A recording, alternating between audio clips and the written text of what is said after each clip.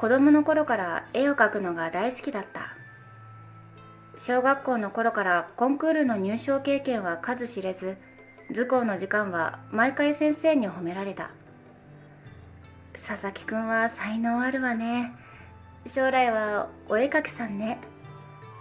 その言葉に後押しされ美大を受け、現役で合格。卒業後も順風満帆だった。インターネット全盛の世の中、パソコンで絵を描く人間も増えたが、俺は昔ながらの油絵一筋。モチーフや風景や人、動物などいろいろだ。自分で言うのもなんだが、ルックスには恵まれている方。新進気鋭のイケメン画家とメディアでもてはやされ、いい気になっていたのは認める。しっぺ返しは思いがけない形できた。あいつの絵は盗作だ。その証拠に、私が30年前に描いた作品と構図がそっくりじゃないか。寝耳に水の中傷。俺を非難したのは大御所の画家だった。もちろんこっちは身に覚えなんてない。問題の作品の存在は知っていたが、構図を真似たなんて言いがかりだ。実際見比べてみてもまるで似ていない。しかし大御所とその取り巻きは耳を貸さず、あちこちに悪い噂を流し始めた。後で知った事実だが、俺に濡れ衣を着せて追放した大御所は、メディアたちにちやほやされる若手に嫉妬していたのだそうだ。大御所から盗作した疑いをかけられてからというもの、周囲はあっさり手のひらを返した。何を書いても売れなくなり、何をしても叩かれる。一度盗作の汚名を着せられたら返り咲くのは大変だ。しかも相手は業界の大御所。若造に勝ち目はない。どんなに頑張っても報われないんじゃ意味がない。何もかもバカバカしくなった。自分が憧れていた絵描きの仕事が死ぬほどくだらないものに思えた。新人を妬んで蹴落とすのが当たり前の世界だと知ってたら、こんな道に進まなかったのに。どん底に落ちた俺は酒やギャンブルに逃げた。毎日浴びるように飲んでも心は晴れず、気がめいる一方。大御所が立てた噂のせいでめっきりオファーが来なくなり、仕方なく路上で絵を売り出した。うちのアパートによく来る野良猫や道端のタンポポ、公園に滑り台など、モチーフは本当に何気ないもの。シャッターを下ろした店の前にうずくまり、油絵の絵はがきをブルーシートに並べて商売するものの、足を止める物好きは少ない。今日は店じまいか。結局1枚も売れなかった。これでは生活費を払えない。絵描きから足を洗って別の仕事を探すべきだろうか。画家への未練と諦めの間で揺れる。ため息を吐いて撤収作業に取り掛かった時だ。君が描いたのかね。穏やかな声に顔を上げると、身なりのいい老紳士が前に佇んでいた。ええ、そうですが。今日初めての客だ。心が弾む。1枚でも売れてくれたら御の字だ。そこのコンビニでワンカップ焼酎を買える。俺の心の内をよそに、老紳士は腰を低め、手前の絵はがきを1枚手に取る。この絵は娘にそっくりだ。え？変な声を出してしまった。老紳士が食い入るように見つめているのは、俺が想像で描いた天使の絵だったからだ。従来の金髪壁眼のビジュアルではなく、顔立ちは日本人に寄せている。黒くてまっすぐな髪を長く伸ばし、パッチリした目で微笑む女の子には純白の翼が生えていた。娘さんにですか。偶然ですね。想像で描いたのに。勝手に書いたとか肖像権がうんぬんとかめんどくさい言いがかりをつけられたくなくて釘を刺す。大御所画家の一件で人間不信になっていたのだ。俺のよそよそしい態度に気分を害した風もなく、老紳士は何かを噛みしめるようにうつむき、絵はがきを抱きしめる。ああ、わかってるよ。娘はもうここにいないんだ。どういう意味だ？いくらかな？もらうよ。1枚500円です。俺の疑問を置き去りに老紳士は財布から千円札を出す。ありがとう。大事にするよ。戸惑いながらお釣りを渡せば、老紳士は軽く帽子を上げ、にこやかに去っていった。それからというもの、老紳士は唯一の常連となった。俺がブルーシートに絵はがきを並べて売っていると、決まって通りかかり、絵はがきを何枚か買っていく。老紳士が好む絵はがきは、妖精や天使など幻想的なモチーフを扱ったものが多かった。画家としてどん底まで落ちたとはいえ、自分の絵を買い求めてくれる人がいるのは救いだった。じいさんに喜んでほしい。俺はその1年で彼が最初に買った天使の絵を何枚も描いた。構図や表情、服装は様々。ある時は公園のブランコで遊んでいる姿を描き、ある時は青空の下、ネモフィラの花畑を走り回る姿を描いた。新作が仕上がるたび、老紳士は嬉しそうに顔をほころばせ、毎回必ず天使の絵を買っていっ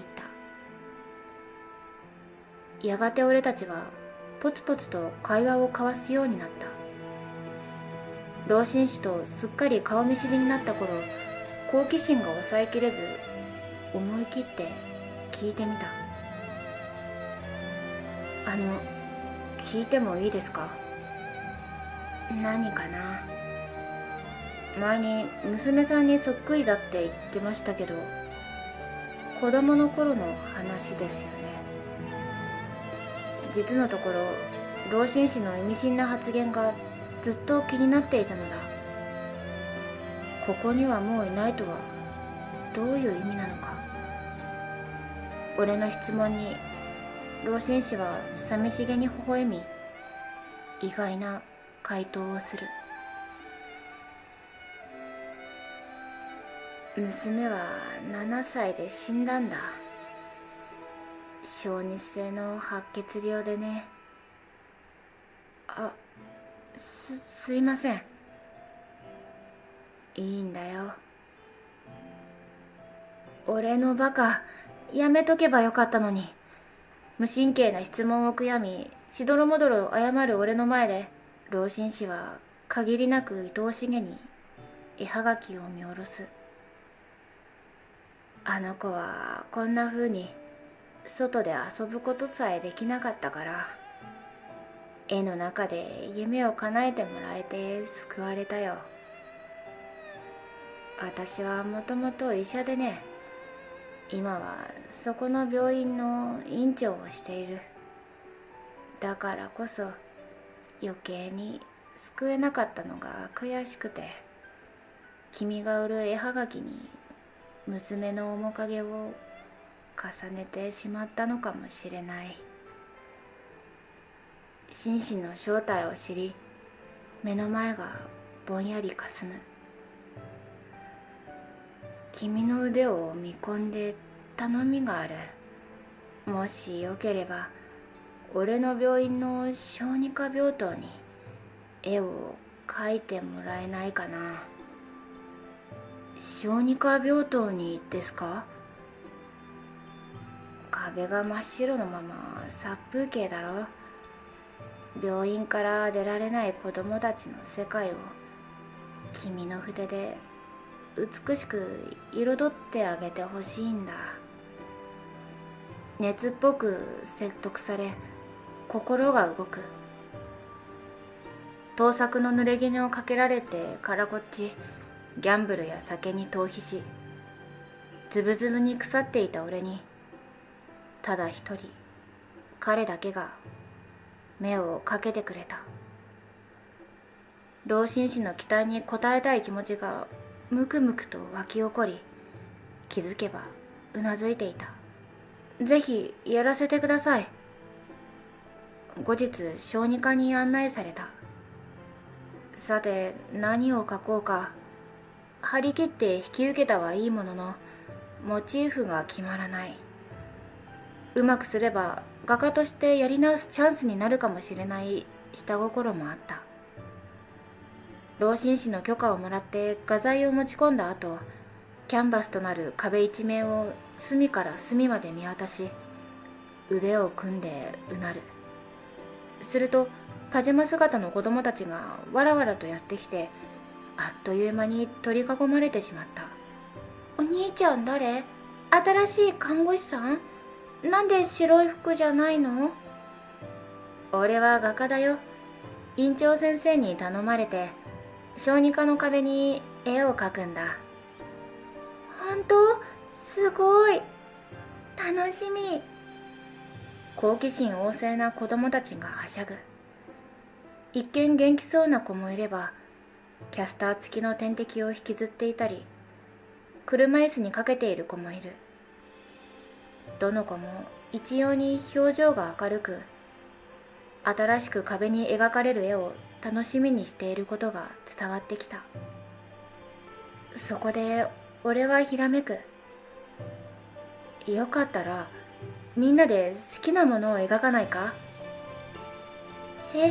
いいの？もちろん。毎日見る壁なんだ。自分の好きなもので埋め尽くすのが一番だろ。子供たちは大いに盛り上がった。医師や看護師に掛け合うと、子供たちの参加はあっさり許してもらえた。あらかじめ院長に諭されていたのだろうか。子供たちは手に筆やハケを握り、ペンキや油絵具、あるいはクレヨンで好きなものを描き出す。大好きな両親、世話になっている医師や看護師の顔、電車やビルや怪獣、チューリップの花畑。賑やかなモチーフが生き生きと壁を彩り、病院から出られず退屈していた子供たちの世界を広げていく。傍らで見守る老紳士。次第にギャラリーが増えていき、医師や看護師のみならず、見舞いに来た家族まで口々に感想を述べ合っている。素敵ね。本当。あの青い屋根の家、ひょっとしてうちかしら。窓の中にいるのは私？お母さん、正解。どっと笑い声が生まれる。クレヨンで顔を汚した小さい男の子がニコニコとこっちを覗き込む。お絵かきって楽しいね、お兄ちゃん。その言葉にハッとする。どうして忘れてたのか。誰かに褒められたいからでも、偉い人に認められたいからでもない。俺が絵を描いていた理由は、この子たちのように自分の心の中にあるものを表現し、空想の世界を広げていきたいからだったのに。反射的に振り返ると、院長先生が静かにうなずいていた。そうだな。楽しいな。俺をここに導いてくれた院長先生、大事なことを教えてくれた子供たちに感謝を込め、涙が溶けて薄まった絵の具で翼を描いた。そして現在、俺は病気の子供たちにボランティアで絵を教えている。画材を引っ提げて小児科に行くたび、絵描きのお兄ちゃんだと子供たちの歓声を受け、ほら見て、また増えたのと新しい仲間や花を描き足した壁の前に引っ張っていかれる。あの時居合わせた見舞い客が制作風景を写真に撮り SNS に拡散したため、俺の元には再びオファーが舞い込むようになった。天使が取り持ってくれた縁に違いない。